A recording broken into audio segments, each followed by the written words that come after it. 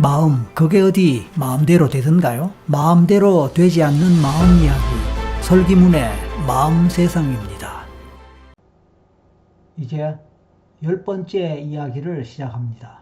안녕하세요, 설기문입니다.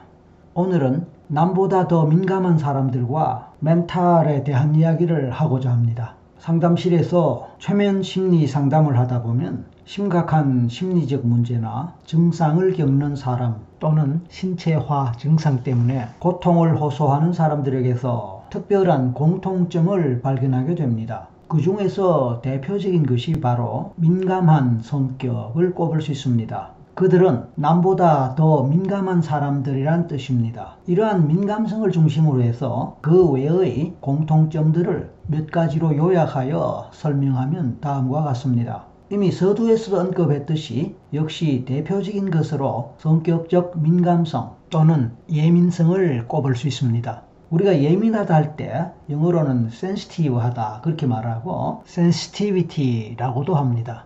어쨌든 이들은 남들보다 평균적으로 훨씬 민감하고 예민합니다. 그래서 어떤 상황에서 남들보다 훨씬 빨리 눈치를 채고 예상을 하기도 합니다. 그리고 그 상황을 직접 경험하지 않고도 직감적으로 느끼고 감정을 느끼면서 반응을 하기도 합니다. 그런 과정에서 정신적 에너지를 소모하기 때문에 남들보다 쉽게 피곤을 느끼고 지칠 수도 있습니다. 그런데 이러한 민감성 또는 예민성은 선천적인 것이기에 가족 DNA와도 관련이 깊습니다. 이런 민감성과 관련해서는 오늘의 이야기 후반부에서 좀 더 상세하게 다룰 것이기에 일단 여기서는 이 정도로 간단하게 말씀드리고 넘어가도록 하겠습니다.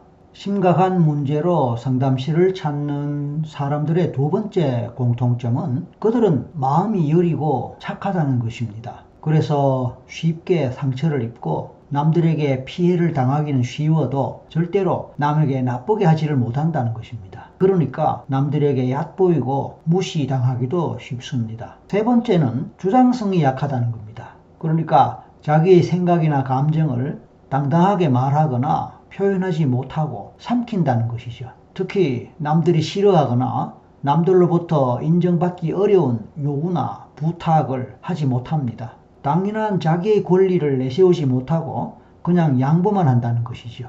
그러면서 속으로는 참고 삼킵니다. 마음이 여리고 착한 성격과 합쳐지면서 이 주장성이 약하다는 것은 남들에게 피해만 입고 당하면서도 참고만 살아가는 습관의 기반이 되지요. 그래서 평소에 가슴 속에는 늘 억울함이나 분노의 감정이 누적되기 마련입니다. 네 번째는 어린 시절부터 나쁜 환경의 집안에서 성장한 경험이 있습니다. 여기서 나쁜 환경의 집안이란 것은 물리적 환경과 심리적 환경 모두를 포함합니다.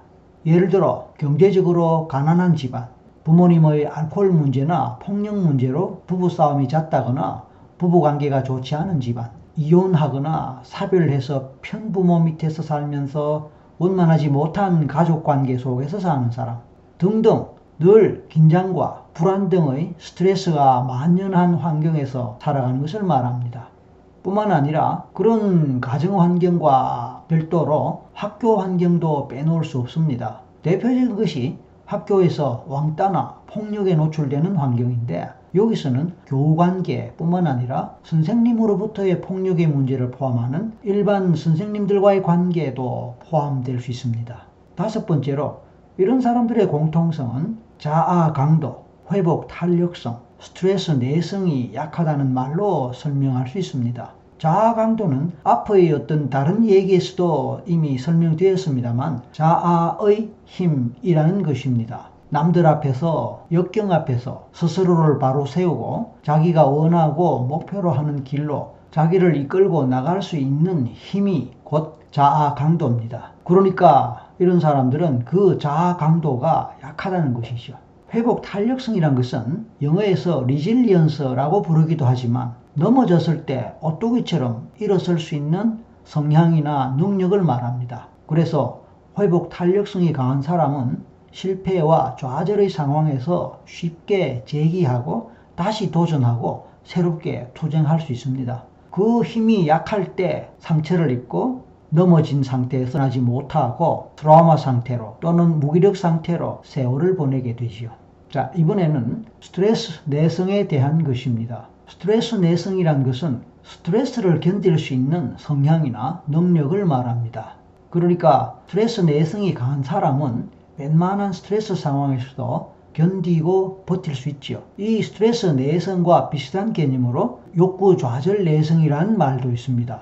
내성이란 것은 인내한다고 할 때 내자에 해당하는 것으로 견디고 참을 수 있는 것을 말합니다. 그러니까 내성이 강한 것은 강하다는 뜻이죠. 무너지지 않고 부서지지 않고 부러지지 않는다는 것입니다.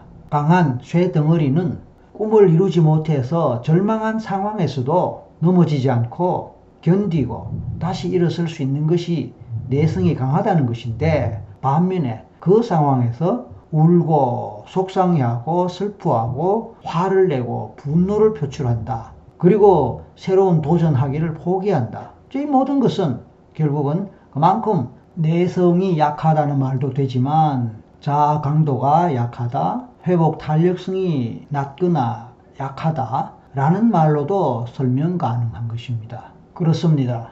그런데 이제 앞의 서두에서 간단하게 설명하고 넘어간 부분, 즉 성격적 민감성에 대해서 좀 더 구체적으로 살펴보겠습니다. 이 분야의 세계적 전문가이자 권위자는 미국의 일레인 아론 박사인데, 그녀는 성격적으로 아주 민감한 사람을 HSP라는 개념으로 불렀습니다. HSP란 Highly Sensitive Person 이란 영어 단어의 첫 자를 딴 말입니다. 그녀는 자신이 어릴 때부터 민감한 성격 때문에 힘든 시간을 겪었다고 했습니다. 그리고 겉으로는 드러나지 않지만 자기와 같은 사람들이 많을 것으로 생각했습니다.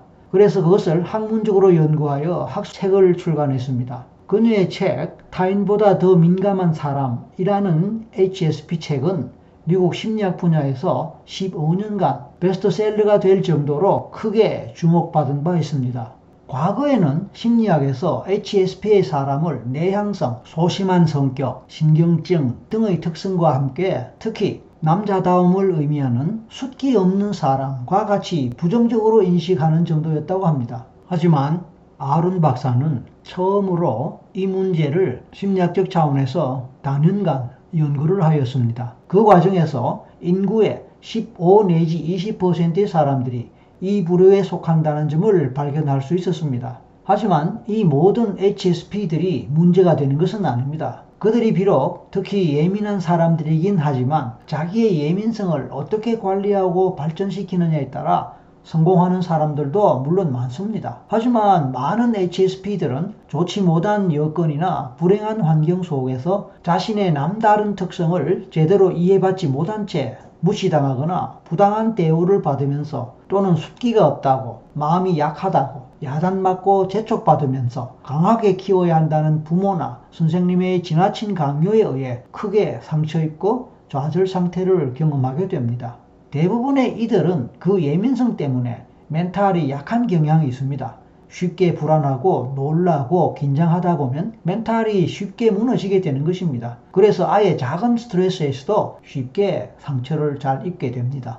사실 인생을 살다 보면 누구나 살아가면서 실패와 좌절의 경험을 하기 마련입니다. 하지만 대부분의 사람들은 그것을 극복하면서 살아갑니다. 평균 이상으로 심한 실패와 좌절 경험을 했음에도 불구하고 성공적인 삶을 살아가는 사람들도 많이 있습니다. 그런데 그런 사람들의 공통점은 바로 자신의 실패나 장애의 한계를 뛰어넘을 수 있는 강한 정신력의 소유자라는 것입니다. 한마디로 멘탈이 강한 사람이라고 할 수 있습니다. 그 정신력이나 멘탈이 얼마나 강하냐에 따라 더 큰 실패, 좌절의 상황에서도 한계를 뛰어넘을 수 있게 됩니다. 결론적으로 아무리 HSP의 사람이라 하더라도 강한 멘탈을 가진다면 상처나 스트레스, 심지어 트라우마도 극복할 수 있을 것이라는 점을 알 수 있습니다. 그들은 다행히 직관력이나 상상력이 풍부하며 순간 판단력도 빠릅니다. 그런 점에서 창의성이나 독창성이 높다라는 그런 큰 장점도 갖고 있습니다. 그런 장점을 잘 살리고 또 어려움과 역경을 강한 멘탈로 잘 극복할 수 있다면 훌륭한 사람으로 살 수 있고 또 사회나 국가나 또는 인류 역사에 큰 공헌을 할 수도 있고 실제로 그런 사람들이 많이 있습니다. 그렇다면 우리에게 필요한 것은 그 모든 것에도 불구하고 어떻게 현실과 어려움과 난관을 극복할 수 있느냐, 극복하려는 의지를 갖느냐, 또 극복할 수 있는 힘을 갖느냐, 그런 습관이 있느냐라는 것이고 그것이 부족하다면 그것을 어떻게 기를 것인가 라는 점일 것입니다. 그렇게 하기 위해서는 어떻게 하면 좋을까요? 이런 부분에 대해서 얘기를 하려면 더 많은 시간이 필요할 것이니 이 이야기는 다음 어떤 기회로 미루기로 하겠습니다. 오늘은 여기까지입니다. 감사합니다.